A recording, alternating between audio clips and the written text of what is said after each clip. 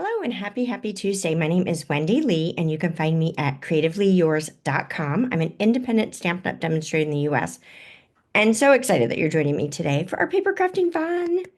Yay, yay, yay, yay, yay, yay, yay. So, if you're joining me when this video premieres, it is Tuesday, April 15th of 2025. Can you believe we're halfway through April already? Crazy, crazy, crazy. So, lots of stuff always going on in the studio, right? So, right now I'm holding my awesome April, I call it an event because it's so magical, right? So, this is when I gift away my crafty stash. Sorry, US only. I wish I could send it to others, but I'm not allowed to do that. It's against policy.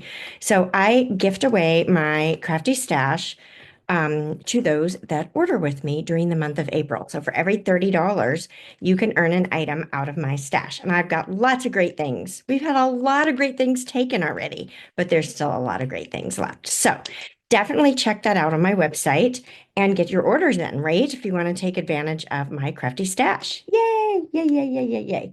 So we also have just a couple more days left of our Cultivated Creativity registration. That's our DIY paper crafting kit that we do each and every month. And we're featuring the mixed media florals, or mixed florals, I guess it is. It's part of the mixed media suite.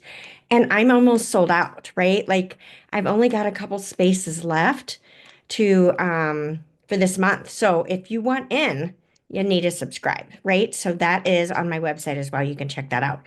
Really, the best way to stay up to date with everything is to join my email list. Yes, yes, yes, yes. Get on my email list. I send you a beautiful tutorial bundle every single month as my gift just for being on my email list, right? And they're magnificent projects, right? It's not one, it's a whole bundle of them using all kinds of different products, hoping that you'll use what you have in your crafty stash, right? So definitely get on my email list. Let's go ahead and switch the camera over and get started with today's crafty fun. All right, so for our project today, I am using the two Stampin' die bundles that are part of our mixed media floral suite that is part of our online exclusive offering. So you're not going to find these in our catalogs, but you will find it in the online store. So one is the mixed floral stamp set, which I love. Nice large images that are perfect for practicing your coloring techniques, right? Watercoloring, blends, gosh, there's so many different things you could do. Stampin' Right markers, you could do blender pen and ink. I mean, the list goes on and on and on of all the cool ways you could color these lovely images. And then there is a coordinating die set. And then we're also pulling in the mixed labels, stamp, and dies as well. Okay, so the project we're making today is a tone on tone. I wanted something neutral and just truly elegant that was something that, you could make a whole stack of these and you could simply change the color of your stamped image and this layer of cardstock to, really use what's in your crafty stash, right? Like maybe you have a stack of a certain color left over that you don't need, and so you might want to use that. So I did this one in Smoky Slate, but today I'm going to change it up just a little bit. And I am going to switch and use Moody Mauve. So Moody Mauve is one of our five sad 5 ink colors that will be going away with the end of our annual catalog here the first week of May. So once the last chance list is updated, a lot of times we will see our in color products disappear very, very quickly. So I would highly recommend that if there are any colors that you want from the leaving in colors, that you get those right away. So that is Moody Mauve, Boho Blue, Copper Clay, Wild Wheat, and Pebbled Path. So, all right, so for today's project, we're doing a thick weight card base. I've cut this 4 1/4 by 11. I actually changed it from my original, so let me... Not that it matters. You could have it a top fold or a side fold. My original you can see as a side fold, right? But for whatever reason, I decided to make it a top fold. Now, I've got 2 pieces of Moody Mauve that I've cut, and these are 3 1/2 by 4 3/4. So again, replacing this Smoky Slate with Moody Mauve. And then I've got 2 pieces of basic white that are also 3.5 by 4 3/4. So I'm going to stamp and layer these together. Okay. Now, because I have 120 cards to make. Oh, I didn't tell you. This is the bonus card that I'm going to actually be putting in this month's Cultivated Creativity DIY paper crafting kits. I'm excited about this month's kit featuring the lovely mixed media florals stamp set, or mixed floral stamp set. So I have set this up on my stamp positioning tool. So anytime I'm creating a mass number of cards, I like to set it up on the stamp positioning tool whenever possible, right? This is going to make my stamping quick and easy and all that fun stuff. So I've got my guide set up on my little grid paper here, and I'm going to put my magnet down. Now, we don't currently sell a stamp positioning tool through Stampin' Up, but I highly recommend the Misty, and you can find that in my Amazon shop. So I have my favorite things on my website. And in there, I've got an Amazon shop where you can choose to purchase some items, right? So let's pull out our Moody Mauve ink pads. I'm going to slide this down. So I've already got this set up, right, on my stamp positioning tool. And I'm just going to ink this up. Now, this is a nice big stamp. So sometimes you could end up with a dead spot in the center. But because we're putting it on our stamp positioning tool, if we needed to stamp it more than once, we could. So I'm just going to use my little pressure tool here. So this looks like an air hockey puck. I get a lot of questions about this as well. You will find this in my Amazon shop as well if you need one of these. So we just got to stamp that. Beautiful, beautiful, beautiful, beautiful. Now, I've also got a scrap. Where did I put it? All right, so this is basic white cardstock, and I'm wanting to stamp the tulips one more time. So I found that I needed a piece about 1.5 by 3.5 if I was going to do them all at the same time. So I'm just going to slide this on here. I'm going to kind of eyeball, make sure my tulip tops are on this piece. So this scrap is much larger than I truly need. Let's see if I can get it a little closer in there. And then I'm going to go ahead and pull this down and ink up my stamp just like I did before. And I know I only want the tulips, so I don't need to ink up the full image, right? So I'm going to bring this in, and we'll take our pressure tool, give us some nice even pressure, and then we've got our little tulips here. Cute? All right. Now, I'm going to move this out of the way for just a bit. We'll bring it back in, but let's get this part of our project completed.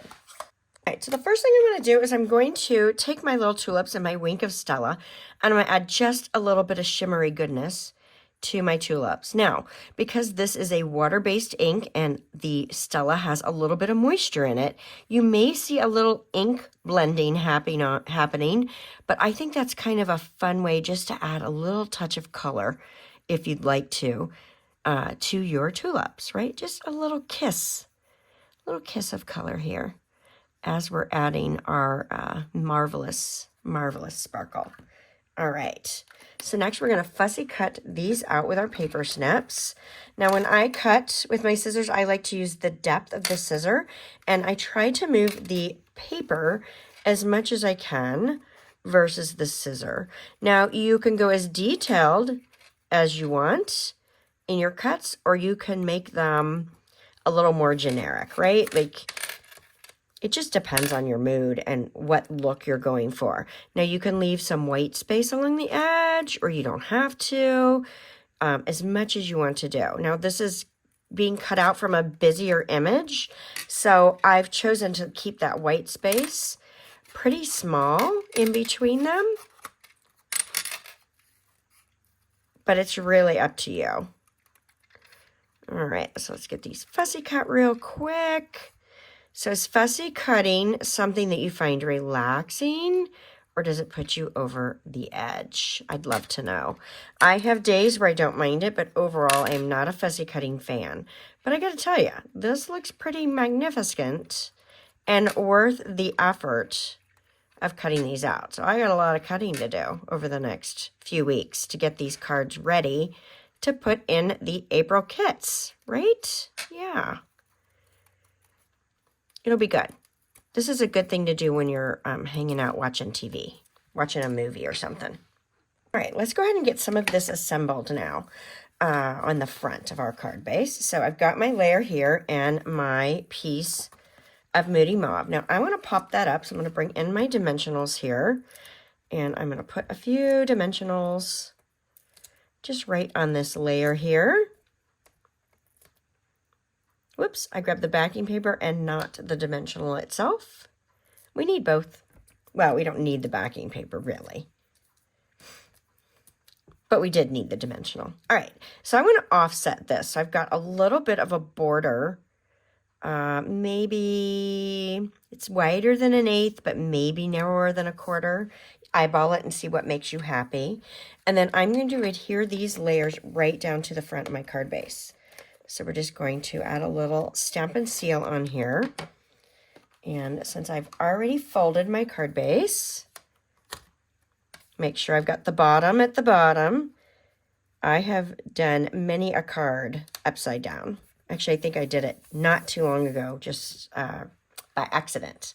All right, so let's go ahead and get our glimmery petals popped up. So, you know, you could add a little more color to the tulips if you'd like to. Again, I'm trying to keep a really neutral looking, simple, but elegant project here. So I chose not to go too crazy with coloring. I just love it because the stamp set is versatile and you can go all in for coloring, or you don't have to. You can leave it just enjoying those line art images.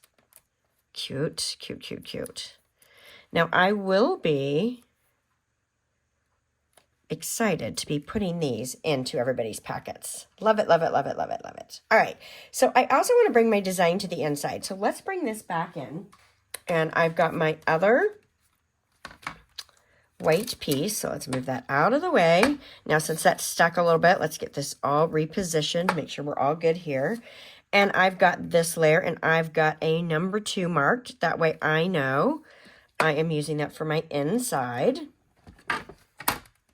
I didn't want to have to reset the stamp, so I just changed my guide to be in a different place, right? So we're going to ink that up. I don't even need to ink up the whole image because I'm only going to be capturing the lower section of it. So there we go. Let's grab my pressure tool. And so now I'm able to bring this design to the inside without it overwhelming and still giving me a little bit of room to write, which I love, right? It's a good way to do it. Alrighty, so let's get this adhered down. So just like we did on the front, I'm going to offset my layers, but this time everything's going to be flat, right? Because we're putting it on the inside of our card base. We don't want too many crazy pop-ups going on because we want to be able to pop this in the mail, right? Okay. And we'll slide this on the inside. Now, you could add a sentiment to the inside of this. I would do it before you adhere it in. I chose not to because then you can, you know, use that once you know what purpose you're going to use the card for, right? Like sometimes we just have cards on hand and we don't necessarily know how we're going to use them until later, right? But that's a good thing. All right, so we're pulling back in our stamp positioning tool and we're going to do our sentiments. Now, I found when using this particular mixed labels stamp set and dies that I did better if I set up templates, because this is one of those stamp sets that I personally think is easier if you stamp and then die cut. Now, because I am making, again, so many of these cards, I decided to set up my stamp positioning tool with a template.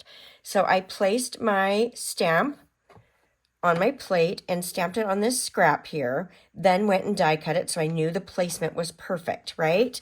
So we've got our label already die cut. We're going to take this and we're going to use our Versamark ink. So we're going to ink up that image really good. We already did our buddy on our cardstock there. And then we'll push this down. And then I'm just going to use my stamp positioning tool. And you can see I've got several other sentiments set up on the stamp positioning tool that I'm using in this particular stamp set. So nice. So I've got my label. Let's move this out of our way. Bring in our embossing powder. Alrighty. And I'm going to grab my tweezers here because we will want those as well. So let's scoop up a little embossing powder and shake off the excess. And then I still have a little bit of excess. Let's see if I can get a little bit more of it off. There we go. Maybe not quite as many little extra flakes there. Right, and then I'm going to heat up my heat tool off camera. Now, once your heat tool is nice and hot, that's when I recommend bringing it to your cardstock. And you're just going to slowly move it across the image while it melts the powder. You don't want to overdo it. You just need the powder melted. Nice. Very, very nice. Okay. Now, if this excess powder residue that's left on the black cardstock bothers you, grab a Swiffer dusting cloth and you can just wipe away that extra powder haze. And so that cleans that up nice and pretty, right? And I reuse that over and over and over again. So really one goes a long, long way. All right, so now let's grab some of this striped iridescent ribbon. I love this one. And we're going to grab about 4.5-ish inches of this one. And I'm just going to fold this in half and adhere it to the back of this label. So let's go ahead and get some adhesive on there. And, you know, you just kind of move it around till you're happy with how it looks. I want a little sticking out at the top. Right? Cute. Love it, love it, love it. I love that. Okay, so let's go ahead and put some dimensionals on the back of this. And we're going to pop this right up on our card base. And I like to put the dimensionals straddling the ribbon when it's a flat ribbon, if I can, just to kind of help tack it in place. And then I am going to slide this, how about right there? I like to cross my layers, but I don't want it to go along the outer, past the outer edge, because I still want to be able to put this down inside of an envelope, right? All right, and then let's grab our iridescent, let's see, these are iridescent faceted gems. Love, love, love.